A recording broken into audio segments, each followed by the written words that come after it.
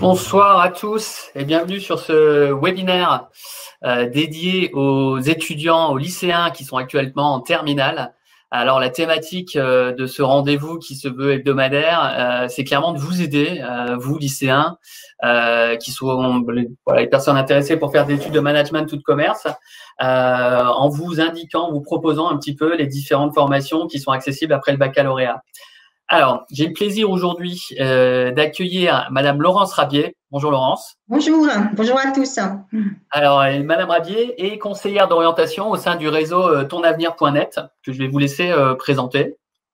Alors effectivement, donc moi je suis conseillère en orientation, donc affiliée au réseau national Ton Avenir. Donc Ton Avenir, c'est le premier réseau d'orientation scolaire privée qui a été créé maintenant il y a plus de 10 ans.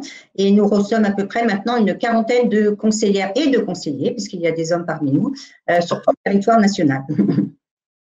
Important. L'idée aujourd'hui, c'est que vous, lycéens, vous puissiez poser toutes les questions. Pas forcément les questions en lien avec Paris School of Business, ça peut être des questions par rapport à d'autres formations accessibles après le baccalauréat. Donc, vous verrez que vous avez sur votre droite, logiquement, la possibilité de poser des questions. Vous les verrez pas forcément, mais soyez rassurés, nous, on les voit et on y répondra avec Madame Rabier au fur et à mesure de ce webinaire. Donc, on est à votre disposition pendant 40 minutes ou un peu plus selon vos questions. Et je vais laisser la main à Madame Rabier pour que vous puissiez expliquer aux participants de ce webinaire les différentes options qui s'offrent à eux pour des études post-bac. Avec plaisir. Alors, je vais basculer sur la présentation. Voilà, que vous devez voir. Voilà, c'est parfait. Voilà, n'hésitez pas à poser vos questions au fur et à mesure de cette présentation. On se fera un plaisir d'y répondre. Alors, à nouveau, bonsoir à tous. Donc, effectivement, c'est ce que j'étais en train de vous expliquer, Monsieur Maty. Ce soir, ce qu'on vous propose de faire, c'est une petite présentation rapide sur toutes les différentes possibilités d'études post-bac dans le domaine du commerce. Donc, de façon un petit peu rapide, je vais vous présenter effectivement les 3 grands types d'études possibles pour faire des études dans le domaine du commerce après votre terminale. Donc, la première possibilité, c'est effectivement de passer par l'université, donc de faire des études à l'université. Ensuite, de faire des études au sein d'un lycée ou bien sûr d'intégrer ce qui est peut-être votre projet puisque vous êtes ce soir donc connecté à ce webinaire d'une grande école de commerce post-bac. Donc, intégrer effectivement une école spécialisée dans le commerce en post-bac. Donc, on va revenir un petit peu plus en détail sur ces différentes possibilités. Par contre, effectivement, la première chose, c'est ce qu'on dit toujours, nous, à nos élèves qu'on accompagne de façon personnalisée dans leur parcours d'orientation. On a perdu la présentation, Loïc, je ne sais pas. Voilà, on est revenu. Le premier travail, effectivement, quand même, qui est important à faire quand on rentre dans un parcours d'orientation, c'est effectivement de bien se connaître. Comme je dis toujours aux élèves que j'accompagne, on ne peut pas s'orienter si on ne se connaît pas bien. Donc, c'est vraiment effectivement très important de connaître ce qu'on appelle son profil. Donc, quel est mon profil? Pour ça, il y a effectivement plusieurs questions à vous poser. La première, et qui est très importante, c'est est-ce que je ressens le besoin d'être encadré dans mes études? Et quel type d'encadrement j'ai besoin? Quelle durée, bien sûr, je souhaite étudier en post-bac? Est-ce que c'est 2 ans? Est-ce que c'est 3 ans? Est-ce que c'est 5 ans? Une question très importante également à se poser, c'est est-ce que je suis pressée d'entrer dans la vie active à la suite de mes études? La résistance au stress, bien sûr, est très importante puisque suivant le type d'études, cette résistance au stress ne sera pas forcément la même. Ensuite, au niveau du contrôle, effectivement, du contrôle de vos connaissances en post-bac, là aussi, vous avez des questions à vous poser. Est-ce que je préfère plutôt un contrôle continu? Est-ce que être évalué par partiel, ça ne me dérange pas?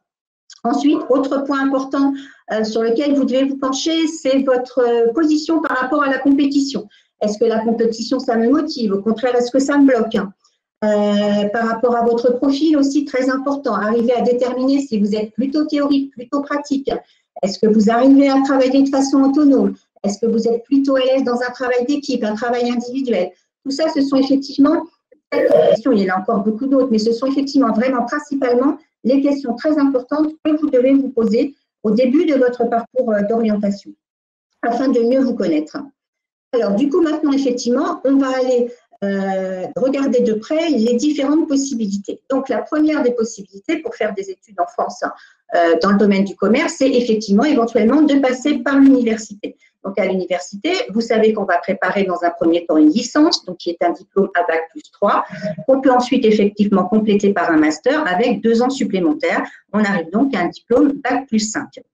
Alors, le profil d'un étudiant qui va réussir à l'université, c'est effectivement un élève qui va être très autonome, qui va être très organisé, qui va être rigoureux, mais aussi très important, qui va aimer la théorie. Il faut bien savoir, notamment, par exemple, la différence entre une école de commerce post-bac et des études de commerce à l'université. Ça va être la différence entre la théorie et la pratique. À l'université, les études sont extrêmement théoriques. Il faut bien en être conscient. Ensuite, il faut avoir une bonne capacité de travail. Il faut savoir effectivement avoir la capacité à travailler seul, à rechercher des informations seul. Donc ça, c'est effectivement des informations très importantes à connaître. Donc dans le domaine du commerce, à l'université, vous avez principalement 3 licences que vous pouvez réaliser. Donc la licence économie-gestion, la licence sciences économiques et de gestion, et enfin la licence administration économique et sociale. Donc ça, c'était un petit peu, voilà. Donc à chaque fois, pour candidater effectivement, pour faire une licence à l'université, il faut passer par la plateforme Parcoursup, puisque ce sont effectivement des formations pour lesquelles il faut s'inscrire par Parcoursup.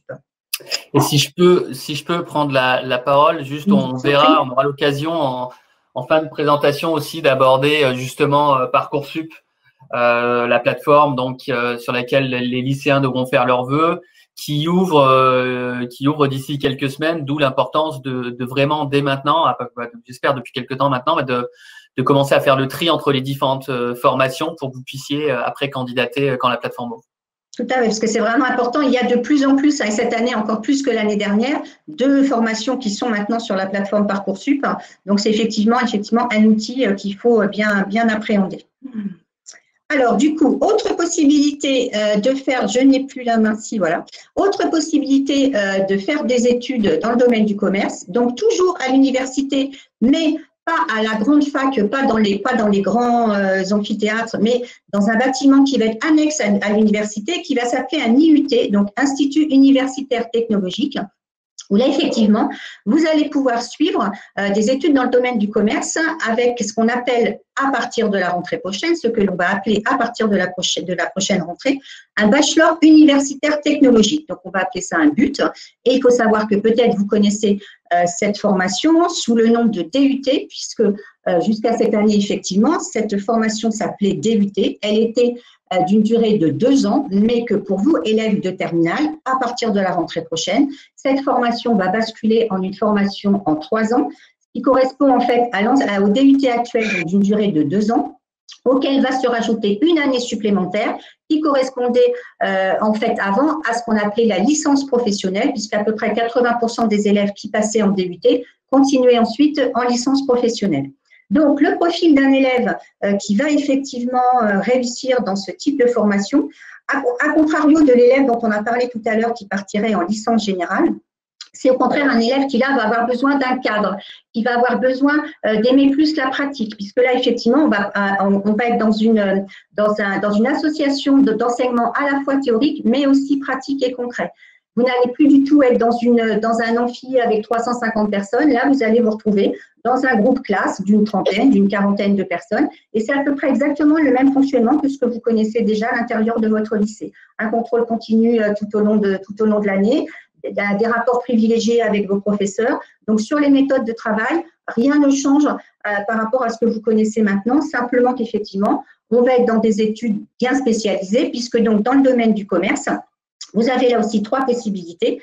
Donc, le but gestion des entreprises et des administrations, le but gestion administrative et commerciale des organisations, et enfin le but technique de commercialisation. Donc là, comme pour la licence, bien sûr, il va falloir vous inscrire sur la plateforme de Parcoursup. Ensuite, autre possibilité, ça va être effectivement, vous connaissez sûrement cette formation, donc qui s'appelle le BTS, donc brevet de technicien supérieur. Le BTS, là, pour le coup, on n'est plus du tout à l'université ni à l'Institut universitaire technologique. Vous continuez vos études au sein d'un lycée, puisque ce sont effectivement les lycées qui, en général, dispensent cette formation. Donc là, on est sur une formation à Bac+2 qui va déjà être beaucoup plus professionnalisante que le but, avec effectivement, dans les domaines du commerce, 3 possibilités. Le BTS Commerce International, le BTS Management Commercial Opérationnel et le BTS Négociation et Digitalisation de la relation client. Donc, souvent, quelquefois, vous connaissez plus facilement les diminutifs. Donc, ça va être le BTS Commerce International, le CI, le MCO et le NDRC pour les 2 suivants. Donc là, effectivement, les profils d'élèves qui vont s'orienter sur ce type de formation, ça va être là aussi, comme pour le but dont on a parlé tout à l'heure, des élèves qui vont avoir besoin d'être encadrés, qui vont aimer être dans une petite structure, qui là aussi vont aimer plus la pratique et qui vont être vraiment motivés par un domaine particulier, parce que là, effectivement, on va vraiment commencer à se spécialiser.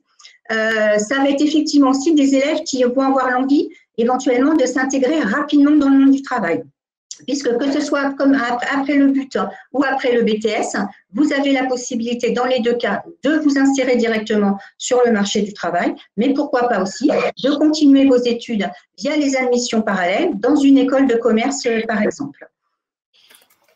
Alors, très important aussi dans les BTS, et c'est aussi pour ça que ça correspond à des élèves qui aiment le côté pratique et qui ont envie de se confronter rapidement avec le monde du travail, c'est que vous avez effectivement soit la possibilité de faire ce BTS en alternance, soit si vous le faites en initial, vous avez des semaines de stage qui sont obligatoires à l'intérieur et durant ce cursus. Alors, enfin, effectivement, autre possibilité de faire des études dans le domaine du commerce, c'est de passer par ce qu'on va appeler une classe prépa. Vous avez tous entendu parler des classes prépa. Donc là, ça va vraiment, effectivement, correspondre à un profil d'élèves, là encore, très spécifique. C'est pour le coup encore des élèves qui vont avoir besoin d'un cadre, puisque effectivement, là encore, vous êtes en petite structure, les classes préparatoires sont dispensées à l'intérieur d'un lycée. Par contre, ça va vraiment correspondre à des élèves qui vont être très motivés, qui vont avoir une grande capacité de travail, qui vont aimer la compétition, puisque oui, il ne faut pas oublier que le but de ces classes prépa, c'est de vous préparer à un concours pour intégrer ensuite des écoles de commerce. Donc, il faut avoir effectivement, en général, un très bon dossier scolaire et pour le coup, avoir une excellente gestion du stress et de la pression, de bonnes méthodes de travail. Et comme je vous l'ai dit, un bon dossier scolaire, donc ce qui veut dire effectivement peu de lacunes académiques. Donc voilà ce que je pouvais dire rapidement sur les écoles, les classes prépa. Ensuite, donc peut-être ce qui vous intéresse un petit peu plus, puisque vous êtes en train d'écouter effectivement ce webinaire qui vous est proposé par PSB ce soir, le profil donc d'un étudiant qui souhaite intégrer une école de commerce post-bac. Donc, le profil de ces élèves-là sont effectivement des jeunes qui vont avoir envie d'un enseignement pratique, concret, qui vont vraiment aussi avoir un bon relationnel, qui vont être ouverts à l'international. Vous le savez sûrement, les écoles de commerce maintenant, post-bac, sont vraiment effectivement très tournées vers l'international. Ça va être des élèves aussi qui vont être intéressés par plusieurs domaines dans la gestion, parce que Monsieur Maty pourra vous en parler mieux que moi tout à l'heure. Mais effectivement, quand on rentre comme ça en école de commerce post-bac, dans un premier temps, alors surtout si on passe par le programme grande école, donc qui est constitué de 5 ans d'études, 2 ans de prépa intégrée, puis ensuite effectivement les 3 ans d'études de commerce proprement dit, vous allez aborder dans un premier temps toutes les spécialités un petit peu qui vont être inhérentes au commerce. Donc, ça peut être du marketing, de la finance, des RH, enfin plein de spécialités pour qu'effectivement vous puissiez voir un petit peu quels sont tous les thèmes qui peuvent être étudiés en école de commerce pour effectivement après, à partir de la troisième année, commencer à envisager une spécialisation. Donc, les études en école de commerce, elles sont effectivement de plusieurs sortes. Donc, vous pouvez intégrer une école de commerce post-bac pour faire ce qu'on appelle un bachelor. Donc, un bachelor, c'est un programme d'études qui va être de 3 ans. Vous pouvez aussi intégrer une école de commerce post-bac pour faire un BBA, ce qu'on appelle un BBA, qui là, pour le coup, va être un programme qui va vous entraîner sur 4 ans d'études. Et enfin, le programme grande école dont je vous parlais tout à l'heure, où là, effectivement, le programme grande école est une durée de 5 ans. Donc, beaucoup d'écoles de commerce post-bac sont effectivement regroupées au sein de concours communs, puisque pour intégrer une école de commerce post-bac, alors en programme bachelor, ça ne va pas être des concours communs, ça va être chaque école de commerce va effectivement avoir son propre système d'admission en école. Par contre, effectivement, pour le programme Grande École, la plupart des écoles de commerce se sont regroupées au sein de concours, et en l'occurrence, les deux concours les plus importants en commerce vont être le concours Access et le concours Sésame. Je vous rappelle notamment que pour l'école PSB, c'est effectivement le concours Sésame qui vous sera proposé. Alors, les inscriptions en école de commerce, elles se font maintenant la plupart du temps, là aussi, sur Parcoursup, que ce soit pour le programme Bachelor ou pour le programme Grande École. Alors, maintenant que, donc là, on a vu un petit peu de façon assez rapide, puisque voilà, on est quand même un petit peu limité ce soir dans le temps, vu un petit peu quels sont les différents types d'études que vous pouvez suivre lorsque vous souhaitez faire des études dans le domaine du commerce. Maintenant, effectivement, comme je vous l'ai dit, si vous souhaitez intégrer une école de commerce post-bac, là aussi, il y a effectivement des informations à avoir puisque vous allez devoir faire un choix. Vous savez qu'il existe quand même un certain nombre d'écoles de commerce en France qui peuvent vous accueillir. Donc, ce que j'ai envie de vous donner rapidement ce soir, c'est 10 critères pour bien choisir son établissement, donc son école de commerce post-bac. Bien évidemment, on en a parlé, je vous en ai parlé au début de cette présentation. Ce qui est important, c'est qu'il faut bien tenir compte de votre profil. Ensuite, il faut bien évidemment tenir compte de la reconnaissance de l'école et de la qualité des diplômes. Donc là, j'ai envie de dire que chez PSB, vous êtes tranquille puisqu'effectivement, ils ont toutes les reconnaissances. Donc effectivement, vous savez que certaines écoles donc, sont reconnues par l'État, sont visées par l'État, peuvent délivrer le grade de master. Au niveau de l'international, vous avez aussi un panel de recommandations, d'accréditation, plutôt, qui sont effectivement attribuées aux écoles. Donc PSB a aussi toutes ces recommandations au niveau national. Au niveau de l'international, pardon. Donc, ce qui effectivement est gage de la qualité de l'école. Ensuite, très important pour bien faire votre choix, c'est effectivement les spécialisations proposées au sein de l'école. Puisque c'est ce que je vous expliquais tout à l'heure, dans un parcours grande école ou même dans un parcours bachelor, ce qu'il est important de voir, c'est les spécialisations qui vous sont proposées, puisque les spécialisations vont pouvoir vous amener à des types de métiers bien différents, justement en fonction de la spécialisation choisie. Donc, très important, il faut d'abord qu'en amont, vous ayez bien identifié votre projet professionnel, vers quel type de métier je veux aller. Et une fois que vous avez identifié votre métier, se renseigner sur effectivement les spécialisations que vous devez donc suivre et du coup, les écoles qui vont vous proposer ces spécialisations. Le coût des études, bien sûr, et la possibilité dans certaines écoles, justement, de passer par l'alternance, ce qui va vous aider financièrement à poursuivre vos études. Le niveau d'entrée, la sélection, effectivement, via Parcoursup, mais surtout via des concours ou hors concours. Très important aussi, là aussi peut-être M. Maty pourra vous donner les chiffres correspondant à PSB, mais les débouchés et l'entrée dans la vie active à la suite de votre cursus, c'est aussi très important et une information à prendre en compte. Enfin, la dimension internationale, on en a déjà parlé tout à l'heure, mais aussi l'environnement de l'école et sa vie associative, puisque vous savez que c'est aussi très important au sein d'une école de commerce, les associations qui vous sont proposées. Je confirme que là, vous avez vraiment listé tous les points à prendre en considération quand il s'agit de choisir un peu son établissement post-bac.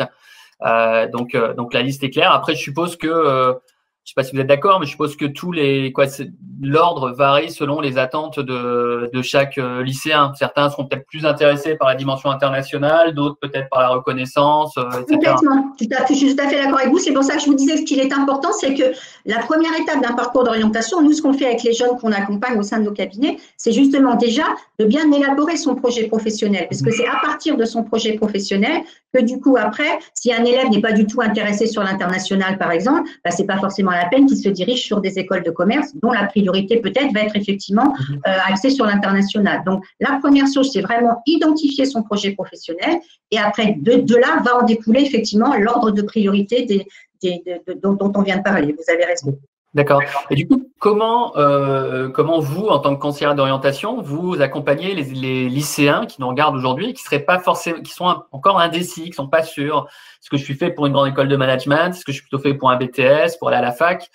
On sait que l'université, vous l'avez cité tout en amont, il y a des formations qui sont adaptées aux étudiants qui n'ont pas besoin d'être très ou trop encadrés, d'autres où il faut vraiment être autonome. Je pense à l'université, justement, où les étudiants ont plutôt intérêt à être autonomes. Comment vous les guidez, vous les accompagnez? Alors nous, c'est pour ça que moi, vraiment, quand j'accompagne donc les jeunes qui viennent me voir, c'est vraiment au travers d'un parcours personnalisé. C'est-à-dire que nous, effectivement, on va les voir plusieurs fois. Donc, par exemple, un parcours d'orientation pour un élève de terminale qui ne sait pas ce qu'il a envie de faire, on va le voir 4 fois. Il y a 4 rendez-vous, avec notamment le passage d'un grand test de personnalité, parce que c'est ce que je vous ai dit, on ne peut pas s'orienter si on ne se connaît pas bien. C'est vraiment la base.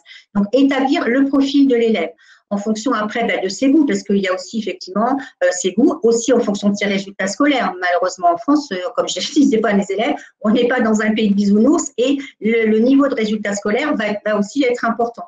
Donc c'est vraiment effectivement tout ce travail en amont sur la connaissance du jeune qui va nous aider ensuite effectivement en fonction justement des profils qui vont ressortir, de dire aux jeunes, d'abord de bien identifier si déjà on vient voir en disant bon, je suis intéressé éventuellement par le commerce, mais je ne sais pas trop effectivement quel type d'études, quelle école.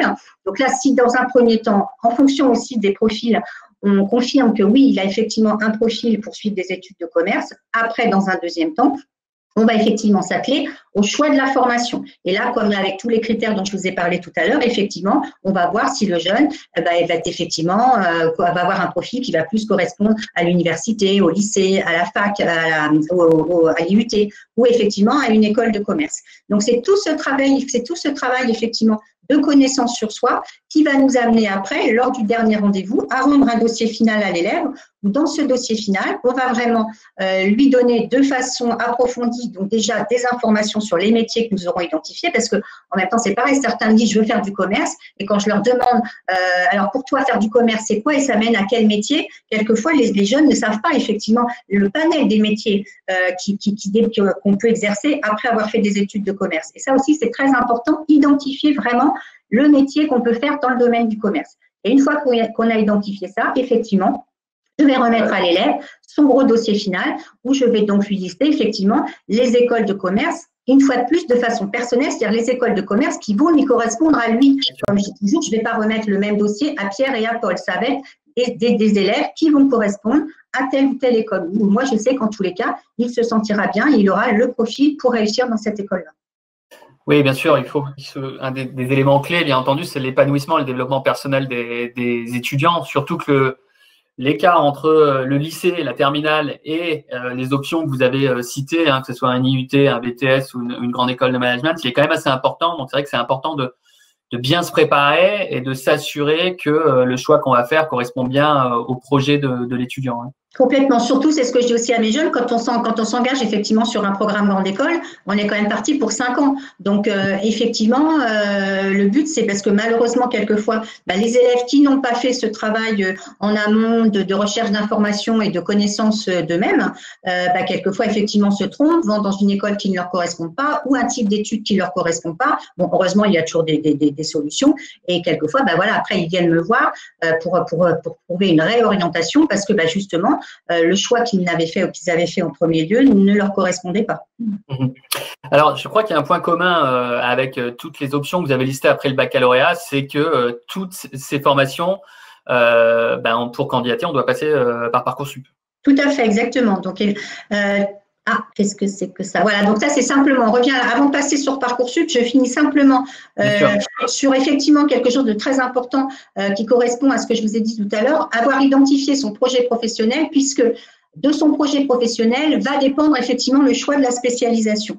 Donc, effectivement, en l'occurrence, il y en a beaucoup de spécialisations, donc il faut bien se renseigner. Les plus récurrentes vont être effectivement une spécialisation dans la finance, ça peut être dans l'audit, le contrôle de gestion, le marketing digital, la communication digitale, les ressources humaines, le e-commerce, le commerce international, le supply chain et l'entrepreneuriat. Donc, vous voyez effectivement que ça fait beaucoup de spécialités. Et que vous, en tant qu'élève, vous avez effectivement peut-être la possibilité de vous perdre dans toutes ces spécialités si vous ne vous renseignez pas bien avant sur en quoi consistent ces spécialités et effectivement dans quelle école vous allez pouvoir les faire. Alors, c'est ce que vous disiez. Alors, rapidement, on passe sur la dernière possibilité. Vous avez aussi quand même la possibilité de suivre vos études dans des écoles de commerce qui sont directement donc déjà à l'étranger. Et les trois possibilités les plus importantes vont être effectivement à Montréal et éventuellement en Angleterre. Donc, c'est ce qu'on vous disait tout à l'heure avec Monsieur Maty. Le point commun, effectivement, maintenant quasiment à l'intégralité des formations dans le commerce, est qu'effectivement, pour votre demande d'admission, vous êtes obligé de passer par la plateforme Parcoursup. Donc, Parcoursup, c'est quoi? Vous avez, j'espère, en tout cas, si les élèves qui nous écoutent aujourd'hui sont normalement majoritairement tous en terminale, commencez à vous renseigner un petit peu. Parcoursup, c'est quoi? Parcoursup, ça va être effectivement la plateforme qui va centraliser la majorité des formations post-bac en France. Donc, c'est aussi une plateforme qui va vous donner des informations précises sur ces informations. C'est également sur cette plateforme que vous allez devoir enregistrer vos vœux et qui va aussi justement permettre, puisque, comme je l'explique à mes élèves, quand je leur explique à la fin du dossier aussi qu'on remet, on a un grand chapitre sur effectivement Parcoursup, le fonctionnement de Parcoursup, les conseils que je donne à mes élèves sur Parcoursup. Je leur dis quelquefois que la plateforme, c'est un peu le jeu des chaises musicales. Donc, effectivement, ça permet de libérer instantanément des places pour les lycéens qui sont en attente. On va y revenir tout à l'heure. Donc, quelques informations rapides. Qu'est-ce qu'on trouve sur cette fameuse plateforme?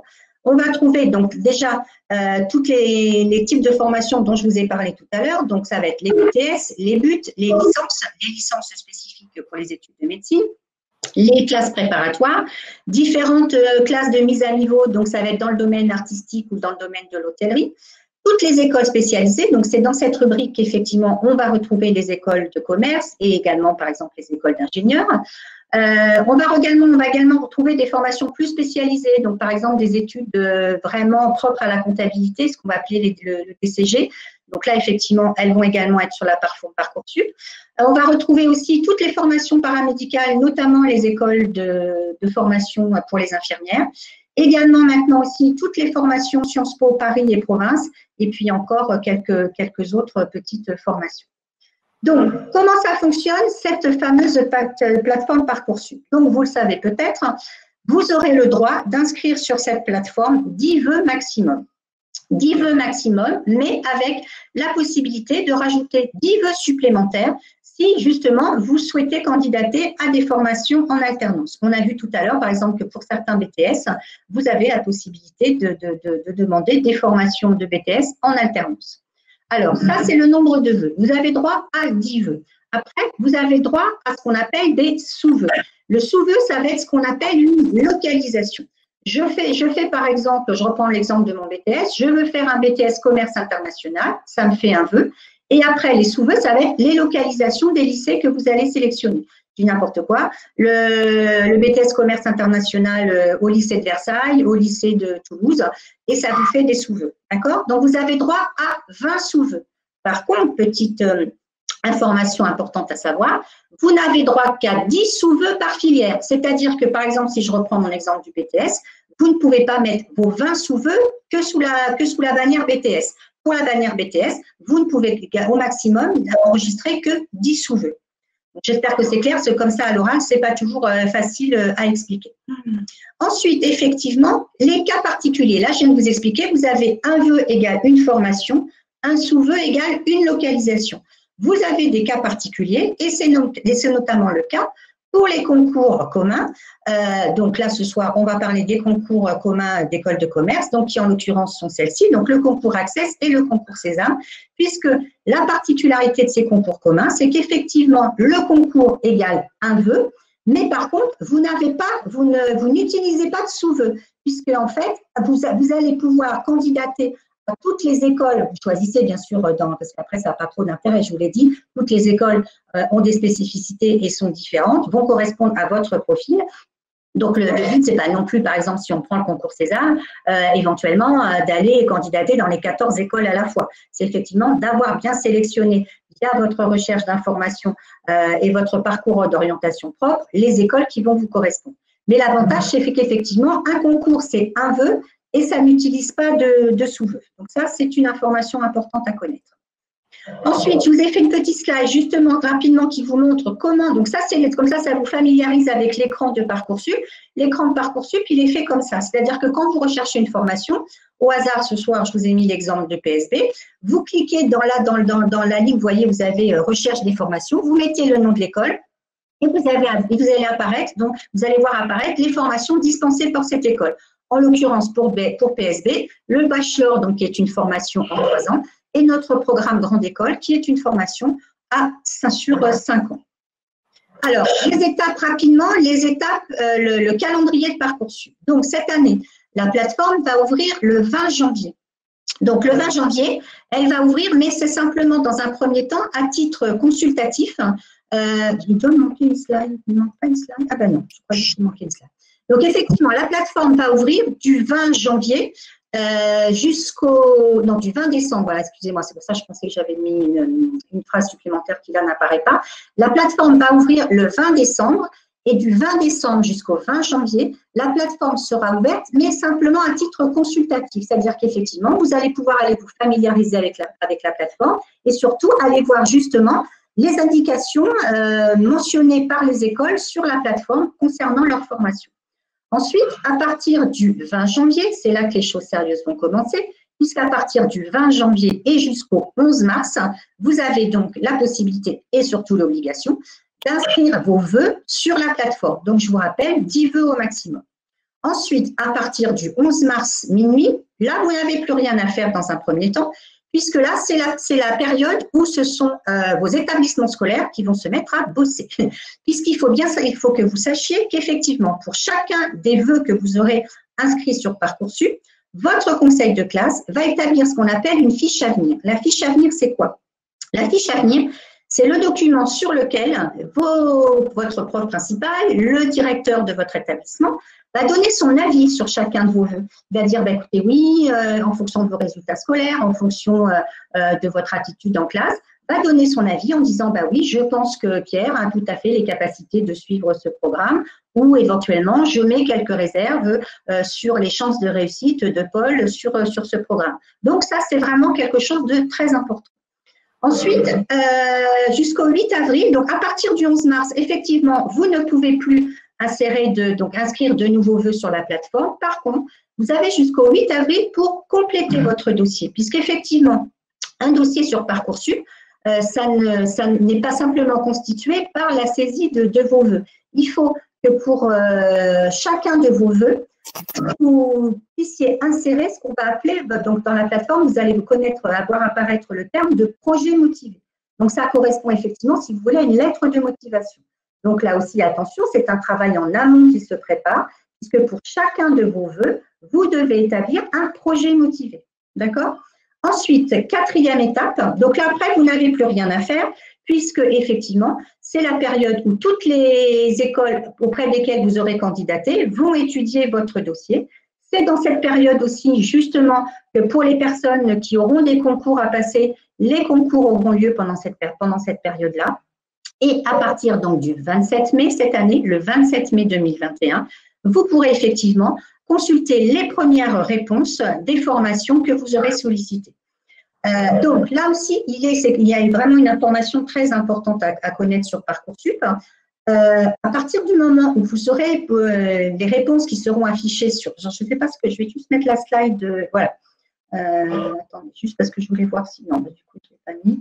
Voilà. Donc là, juste la petite information très importante qu'il faut que vous connaissiez sur la consultation des réponses, c'est qu'effectivement, vous avez toujours la possibilité de garder des vœux en attente. C'est-à-dire que sur Parcoursup, vous avez 3 possibilités de réponse. Vous aurez oui, non ou en attente, par exemple. D'accord?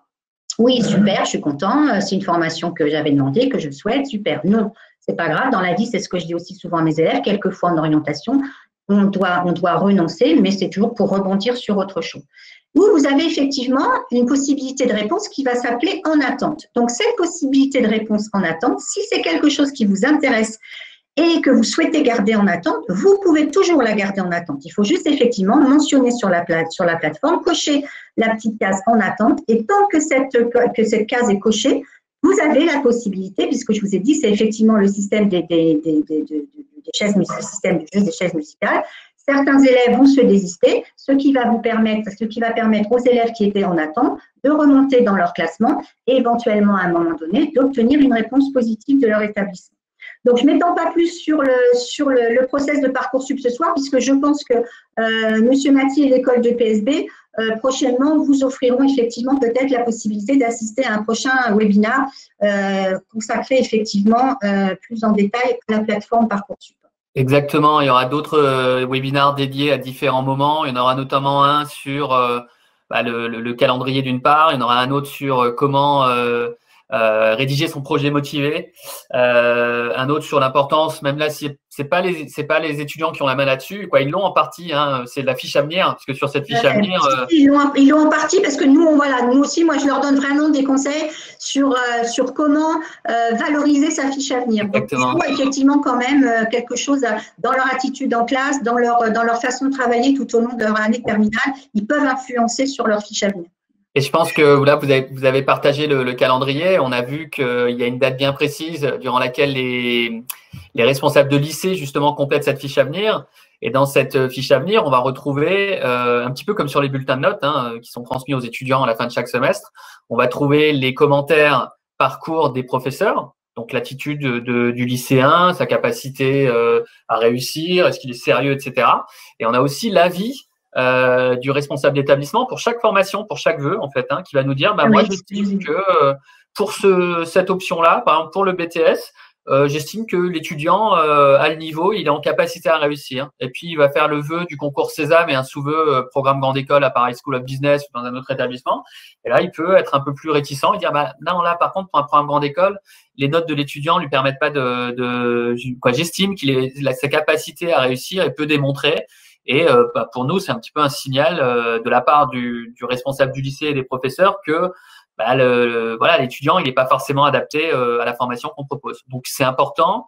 Et bien entendu, ça a commencé déjà depuis le mois de septembre. C'est-à-dire que les informations qui seront à la disposition des écoles au mois de mai sont essentiellement celles qui concernent le premier semestre de terminale. Donc, d'où l'importance.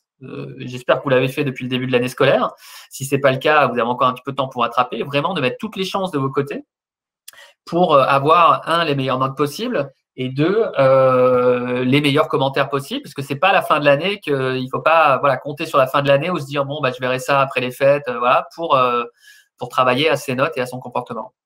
Alors, je rebondis sur ce que vous dites parce que c'est effectivement très, très important et c'est ce que je dis régulièrement à mes élèves.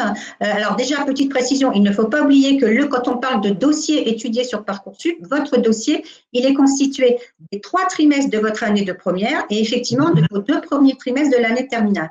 Donc, c'est vraiment hyper important que les élèves de terminale prennent conscience que c'est dès le début de leur année terminale, dès le mois de septembre, qu'effectivement, il faut prendre une attitude qui va effectivement valoriser la fiche à venir, comme M. Mathie vient de vous le dire. Puisque les commentaires aussi des profs sont hyper importants. Il y a les notes, bien sûr, mais effectivement, le fait aussi, par exemple, c'est ce que je vous disais, un élève qui veut s'orienter en école de commerce, si on voit que régulièrement, en commentaire, c'est marqué très timide, très effacé à l'oral, c'est pas forcément un élève qui va bien se sentir en école de commerce, c'est aussi quelqu'un qui, effectivement, va avoir cette facilité relationnelle et de prise de parole. Donc, c'est aussi important. Les commentaires sur la fiche à venir sont très importants. Donc, faites tout ce qu'il faut pour que vous puissiez effectivement avoir la meilleure des fiches à venir possible. Pardon, je vous ai coupé la parole. Je disais que c'était important, très important pour les étudiants, peu importe ce qu'ils souhaitent faire, que ce soit toutes les formations que vous avez listées, sont que des formations sélectives et c'est regardé vraiment par tous les responsables des admissions dans tous ces établissements. Donc, c'est important. Ouais. Tout à fait. Alors, justement, on parlait du dossier du lycéen, c'est ce dont je viens de vous parler. Donc, on en a déjà parlé, effectivement. Pour chacun de vos vœux, vous allez devoir rédiger un projet de formation motivée. Très important aussi, j'explique toujours à mes élèves, parce que quelquefois, ces petites rubriques sont mal connues des lycéens, puisque celles-ci, justement, ne sont pas obligatoires. Donc, quelquefois, les lycéens ont tendance à les négliger et c'est une erreur.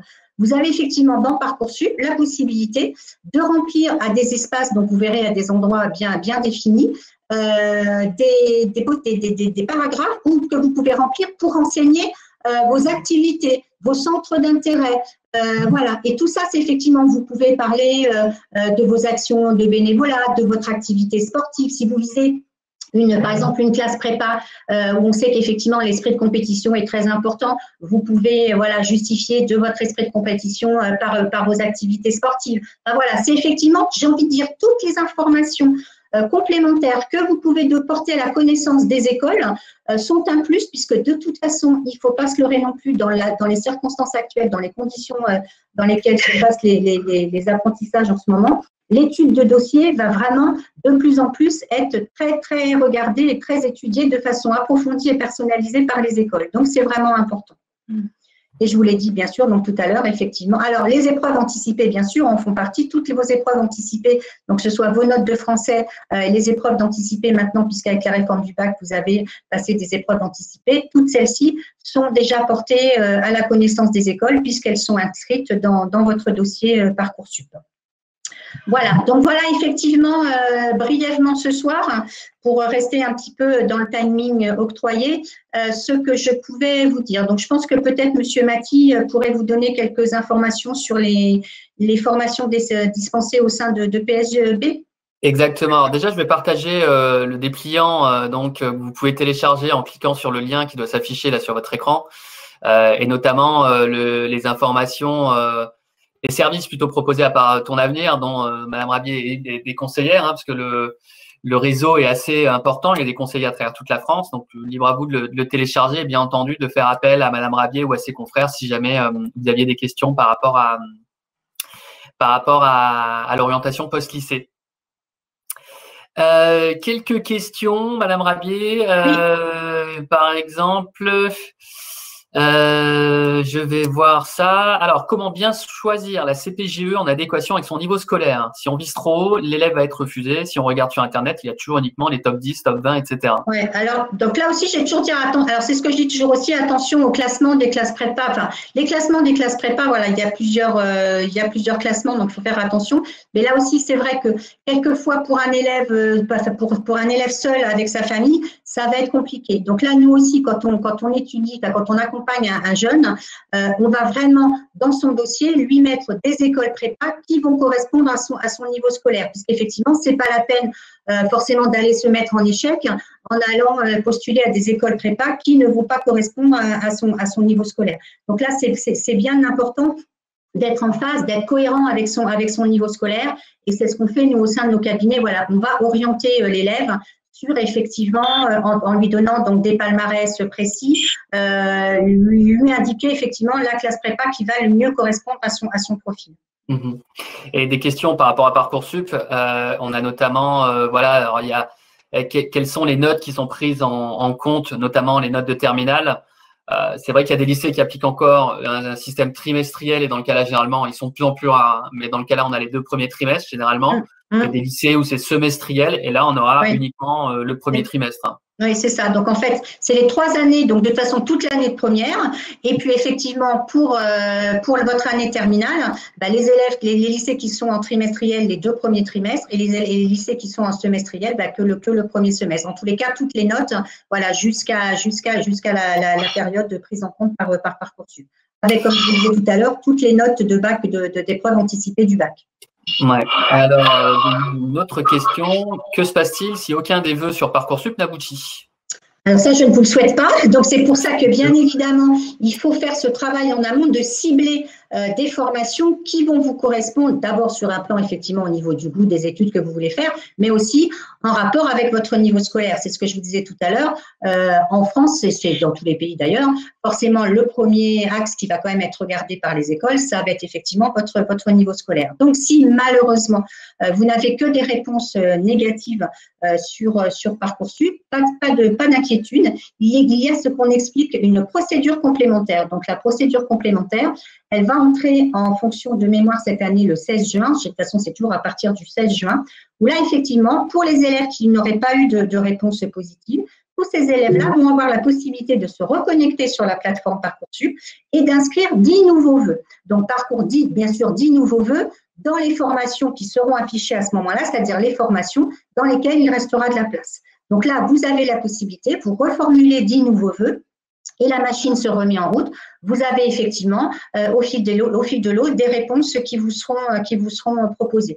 Et si vraiment, malheureusement, à la fin de la plateforme, donc cette année, normalement, la plateforme Parcoursup, la fin de la procédure complémentaire est prévue vers le 16 juillet. Si malheureusement, au 16 juillet, vous n'avez encore que des réponses négatives, vous pouvez faire appel à une commission académique où là, effectivement, la commission va étudier de façon approfondie votre dossier et va vous faire des propositions qui pourraient vous correspondre.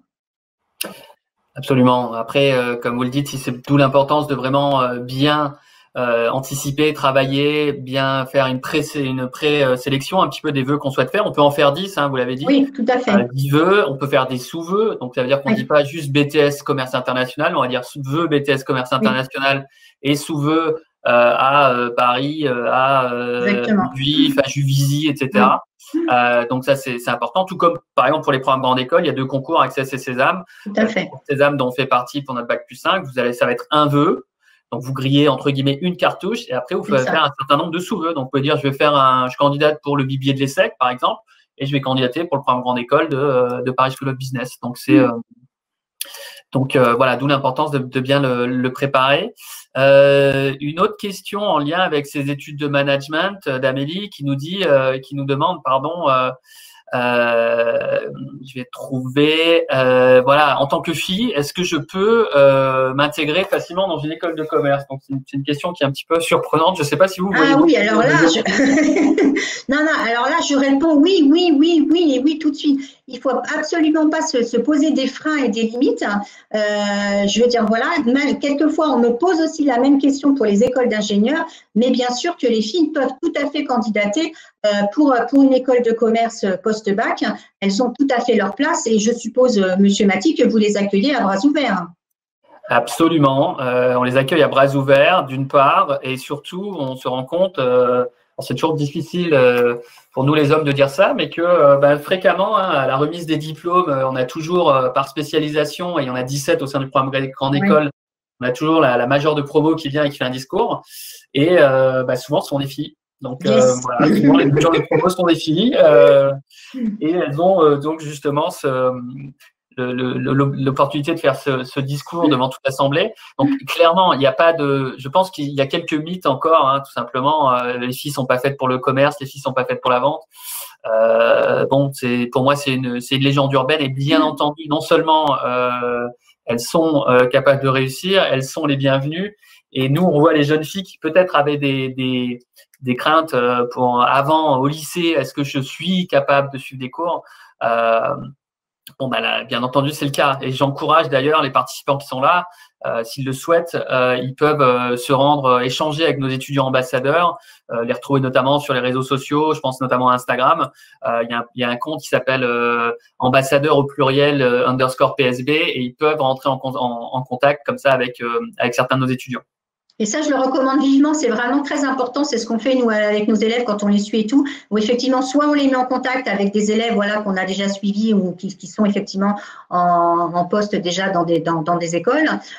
C'est pour ça aussi qu'on dit à nos élèves, allez aux journées portes ouvertes. Bon, malheureusement, cette année, c'est un peu compliqué, mais effectivement, parce que dans le cadre des journées portes ouvertes aussi, vous êtes amenés à rencontrer des étudiants des écoles, donc vous pouvez échanger avec eux. Donc ça, c'est vraiment important. La recherche d'informations, l'échange avec des étudiants actuellement en poste dans les écoles, c'est vraiment très important pour les futurs étudiants. Donc vraiment, je vous y engage. Une autre question, alors peut-être que vous allez, je suppose que vous allez pouvoir y répondre. Dans le choix des écoles de commerce, vous avez parlé de reconnaissance. Je pense vous évoquiez essentiellement les accréditations nationales et internationales. Quid des classements? Est-ce que vous utilisez, vous, les classements des différentes organes de presse pour accompagner vos étudiants? Ça, c'est souvent les parents qui, effectivement, nous posent la question des classements. Donc, on les regarde, hein, moi, je les donne. Après, j'avoue aussi que je dis régulièrement aux parents, attention aux classements parce que les classements, on peut leur faire dire tout et n'importe quoi. Donc, vraiment, les classements, c'est important, mais pour moi, ça va pas être le seul critère. Vraiment, le critère aussi important, c'est que cette école correspondent au profil de l'élève, qu'elle ait effectivement toutes les accréditations, parce qu'une école de commerce qui a toutes les accréditations sur son école proprement dit, sur le contenu de ses formations, avec les accréditations aussi dont on a parlé tout à l'heure à l'international, c'est de toute façon pour moi une école qui, sur le papier, il y a vraiment pas de souci. Donc donc ça peut être un critère de choix, mais pour moi c'est loin d'être le seul critère de choix. Très bien. On nous a posé aussi des questions. Access Sésame, est-ce qu'il faut en privilégier un quand on candidate sur Parcoursup? histoire d'optimiser ses chances de réussite. Est-ce que vous recommandez, si on veut vraiment intégrer une des écoles de ces banques de concours, simplement de faire ces 2 vœux-là sur la plateforme et puis de passer les concours propres de passer 2 fois le concours? Une fois de plus, j'ai envie de dire que là, c'est vraiment, dans un premier temps, c'est d'avoir identifié son projet, d'avoir identifié l'école qui va nous correspondre. Si l'école, voilà, parce que alors, la seule différence, on me demande aussi souvent quelle est la différence entre les 2 concours. Donc voilà, donc là, la principale différence effectivement concrète qu'il y a entre les 2 écoles, les 2 concours, pardon, c'est qu'on a plutôt tendance à dire qu'effectivement, en général, Access va être un concours un petit peu plus scientifique que va l'être Sésame. Après, effectivement, quand vous regardez, Access présente vous avez beaucoup moins d'écoles qui sont regroupées au sein du concours Access que des écoles qui sont regroupées au sein du concours Sésame. Donc, pourquoi pas, si vous voulez tenter les 2 écoles, mais tenter les 2 écoles, une fois de plus, juste pour tenter les 2 écoles, ça n'a pas forcément beaucoup de sens. Moi, je suis vraiment là, c'est ce que je dis aux élèves que j'accompagne, pour donner du sens à leur parcours d'orientation. Donc, une fois de plus, j'en reviens toujours à mon credo, c'est vraiment identifier son projet professionnel. Et à partir du moment où on a identifié son projet professionnel et du coup, les spécialisations dont on va avoir besoin, de se renseigner sur les écoles qui vont effectivement proposer ces spécialisations-là. Absolument. Alors, j'ai une question aussi par rapport au calendrier. Je vais en profiter pour le partager à l'écran. Donc, c'est peut-être pas très visible, mais sur le site de Paris School of Business, donc Paris School psbedu.paris, vous pouvez retrouver justement un calendrier qui indique les dates clés pour cette année de terminale. Je pense au bac, tout simplement, d'une part, aux dates clés de Parcoursup et aux dates clés du concours Sésame aussi. Concours Sésame, pour rappel, il est composé de différents éléments. Dans un premier temps, des écrits qui ont lieu le 7 avril. À cela, on ajoute une note de dossier via les éléments disponibles sur Parcoursup et notamment les éléments que vous évoquiez un petit peu plus tôt. On fait une première note avec chaque école membre du concours appliquant ses propres coefficients. De là, on a une première note. Chaque école fixe sa barre d'admissibilité. Donc, par exemple, on va dire, nous, à PSB, on va prendre tous les étudiants qui ont au-dessus de 12,5, par exemple. Et ces étudiants-là sont ensuite convoqués pour passer les oraux. Donc, bien entendu, on ne sait pas dans quelle situation on sera au mois d'avril-mai. On espère tous qu'on sera déconfinés, vaccinés pour ceux qui le souhaitent. Ce sera plutôt un bon signe et qu'on sera en mesure d'accueillir du public. Mais donc, voilà, après, on a 2 épreuves orales. On refait une note, combinaison des écrits, notes de dossier plus les oraux, une moyenne. Et là, de la même manière, on va fixer une barre d'admission où on va dire tous les étudiants qui ont au-dessus de 12 ou 13 ou peu importe la moyenne fixée sont admis et ils seront classés sur Parcoursup avec un rang. Donc, ça va être du premier jusqu'au dernier, au 600e classé. Et puis après, comme vous l'avez dit auparavant, il y a un système il y a une période durant les étudiants doivent dire j'accepte, je refuse, je mets en attente. Voilà, aussi, on aura le temps de revenir dessus lors d'autres webinaires un petit peu plus tard durant cette saison qui permettent aux étudiants de confirmer ou pas leur vœu. Donc, n'hésitez pas à trouver cet article sur le site avec les dates clés, essayez de les noter, de vous dire, voilà, attention, la plateforme elle ouvre. On a dit, il y a une première phase d'information. On va commencer un petit peu à regarder consulter les formations. Et puis après, quand elle est ouverte, bien entendu, de remplir votre profil de manière complète. Dernière petite précision sur Parcoursup, je suis en train de penser aussi, petit conseil, information dans un premier temps. Vous savez que maintenant, avant sur l'ancienne plateforme d'inscription post-bac, on devait hiérarchiser ses vœux.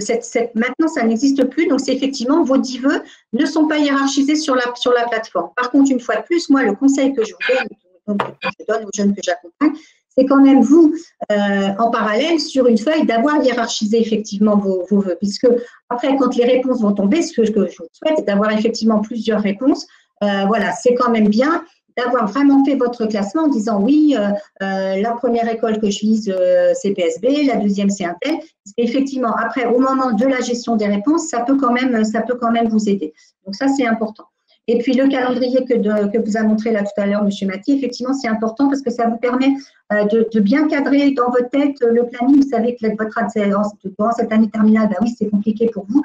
Vous avez plusieurs échéances importantes. Donc là, ça permet ce calendrier.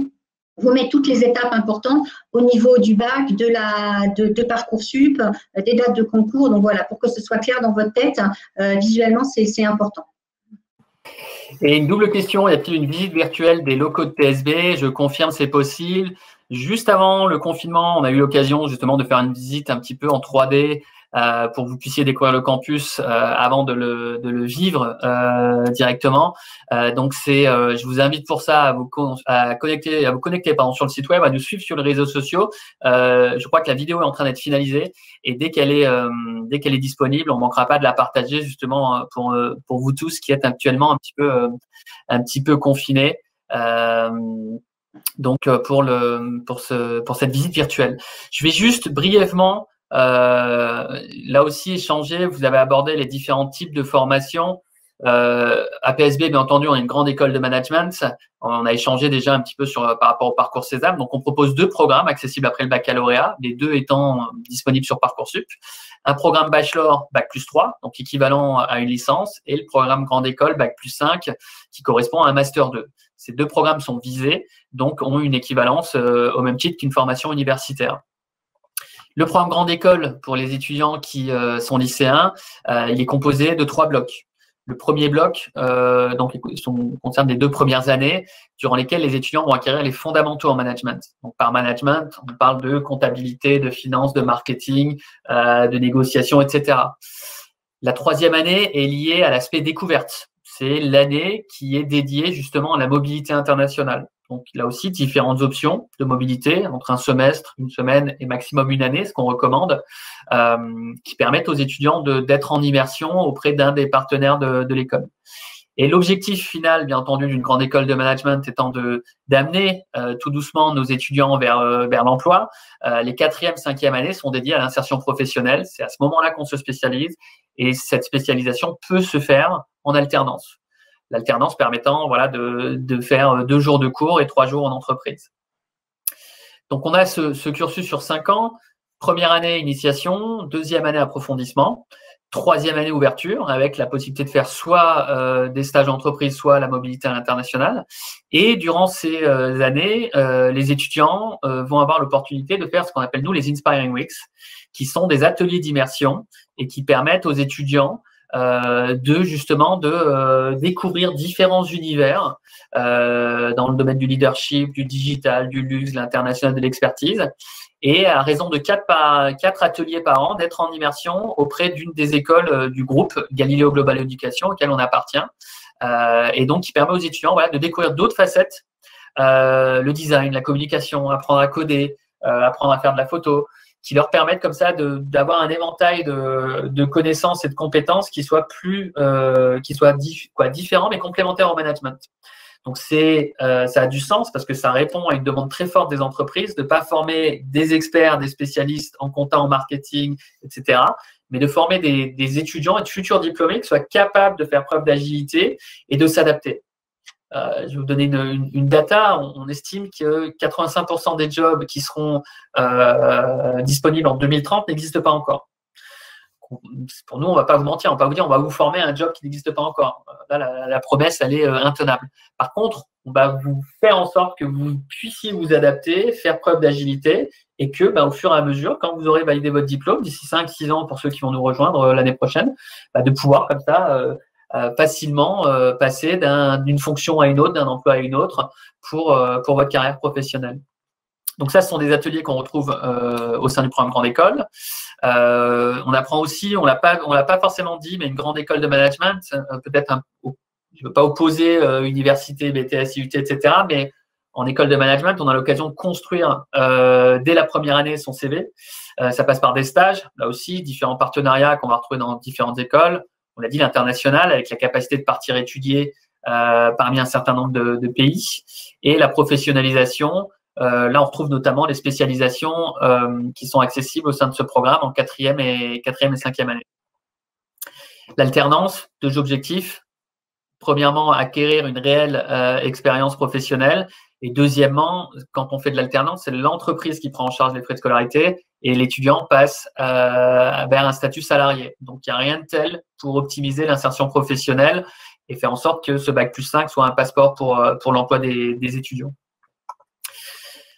On a parlé, vous disiez tout à l'heure un petit peu plus tôt que c'était un des critères justement pour choisir une école de commerce, l'insertion professionnelle. Donc là, en grande partie grâce à l'alternance, quasiment 60% de nos étudiants signent un contrat avant même la fin de leurs études et la grande majorité d'entre eux sortent avec un statut cadre.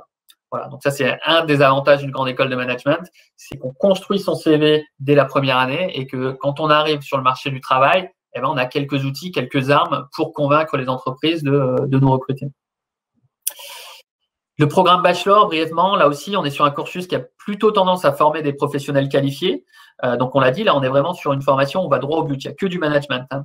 Donc là, pareil, première année initiation, deuxième année approfondissement, et on se spécialise dès la troisième année, là aussi en alternance. Donc là, on est vraiment pour les étudiants qui ne veulent pas forcément s'engager sur un programme long, qui ont une idée assez précise de ce qu'ils veulent faire et du domaine dans lequel ils souhaitent étudier. Et là, on a cette formation qui reste assez souple parce qu'au bout après le bachelor, le bac plus 3, on peut travailler, intégrer le monde du travail et occuper différents postes, hein, ou on peut poursuivre ses études à PSB si on est satisfait de l'école, au niveau master du programme grande école, ou bien, pourquoi pas, intégrer soit une autre école de commerce, une autre école dans un autre secteur, en France ou à l'étranger. Le diplôme étant reconnu, vous êtes libre à vous après de continuer comme ça à l'étranger. Donc, on l'a dit, hein, construire son CV, ça passe aussi par les associations qui permettent aux étudiants, dès la première année, de mettre en pratique la théorie acquise en cours. Différents types d'associations, notamment humanitaires. Hein. Je pense à J'ai du cœur, qui est l'association qui participe à différents projets locaux, tels que des clean walk, tels que aider un petit peu son prochain, organiser le don du sang au sein de l'école, etc., vers des projets humanitaires à l'étranger. On construit son CV via les doubles diplômes aussi. Ça permet à nos étudiants d'avoir 2 diplômes de 2 établissements différents et souvent dans 2 domaines différents. Donc, les partenaires qui accueillent nos étudiants en stage ou en alternance, quelques-uns. Et on l'a déjà un petit peu abordé, donc je vais passer brièvement comment on intègre ces programmes. Donc, dans les 2 cas, Parcoursup, parce qu'il y a une chose qu'on a oublié de dire peut-être, c'est que sur Parcoursup, on retrouve toutes les formations qui sont reconnues. Donc, quand vous cherchez une formation que vous avez pu voir sur un salon ou il y a très peu de salons qui font une brochure ou sur Internet et que vous ne la trouvez pas sur Parcoursup, posez-vous les bonnes questions. Quand on vous dit admission hors Parcoursup pour un programme post-bac, c'est que la formation, son niveau de reconnaissance n'est pas forcément adapté. Donc, dans les 2 cas, candidature sur Parcoursup. Pour le programme grande école bac plus 5, c'est via le concours Sésame. Et pour le programme bachelor bac plus 3, c'est via un concours interne, donc qui est composé d'une note de dossier via les éléments sur Parcoursup et de 2 épreuves orales. Donc le calendrier, je ne le remets pas, vous devez le connaître. Je pense qu'au lycée, on doit vous parler de Parcoursup à peu près 1 jour sur 2. On l'a dit, hein, c'est important que vous puissiez assez tôt prendre conscience de la plateforme, de ce que ça implique, bien préparer. Pour ça, il y a différentes ressources. Les conseillers d'orientation de ton avenir en font partie, dans votre lycée aussi. Et puis, bien entendu, dans la mesure du possible, de participer à des événements tels que ce webinaire et j'espère d'ici peu des portes ouvertes. Alors, je vais voir s'il y a encore quelques questions. Il y en a beaucoup. On va essayer de faire le tri.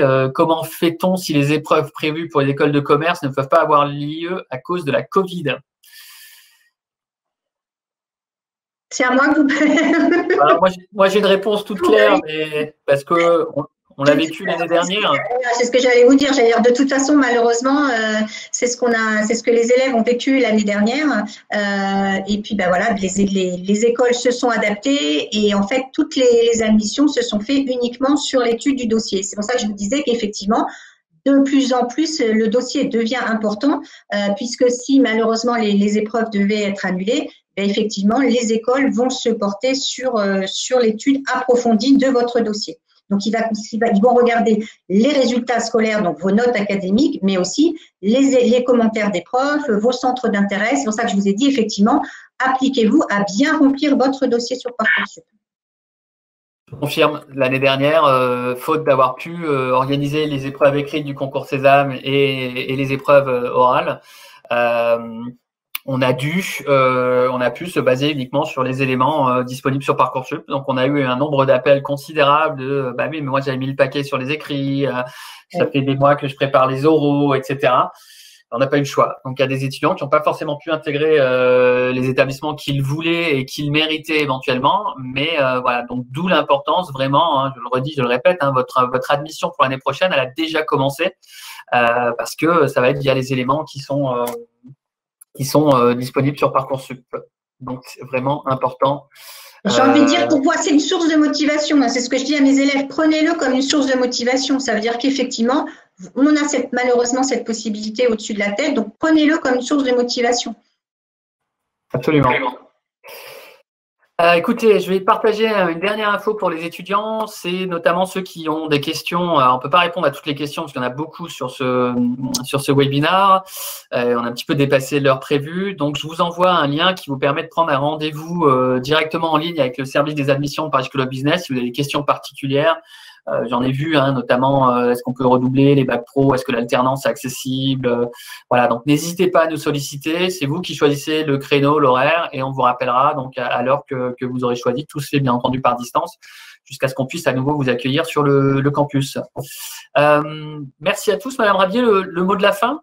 Écoutez, moi, en mot de la fin, j'ai juste envie de vous dire, devenez acteur de votre parcours d'orientation. Donc, effectivement, seul ou accompagné voilà, par un conseiller d'orientation. Donc, je précise que, bien sûr, nous, au sein de Ton Avenir, tous nos rendez-vous avec nos élèves maintenant sont passés effectivement à distance. Donc, l'éloignement géographique n'est pas du tout un problème puisqu'on peut faire tout un parcours d'orientation à distance. Mais voilà, là, l'important, vous êtes en terminale, à cette époque de l'année, vous devez devenir acteur de votre parcours d'orientation. Donc, je vous souhaite bon courage et bien sûr, je suis à votre disposition pour un accompagnement personnalisé. Exactement. On a partagé vos coordonnées un petit peu plus tôt. N'hésitez pas aussi à nous solliciter. Vous avez pris le rendez-vous. On pourra partager les informations de Madame Rabier. Ce webinaire est accessible en replay. Écoutez, je vous remercie. Vous étiez nombreux aujourd'hui pour ce premier webinaire. On voit que il y a des questions. Voilà, les étudiants, ils ont raison de se poser les bonnes questions par rapport à leur orientation. Merci à tous pour votre présence aujourd'hui. N'hésitez pas à nous contacter. Prenez soin de vous. Merci à vous, Madame Rabier. Merci pour votre temps. Merci à vous et bonne soirée à tous. Et bonne soirée, voilà, à tous. Prenez soin de vous. Au plaisir. Au revoir. Merci. Au revoir.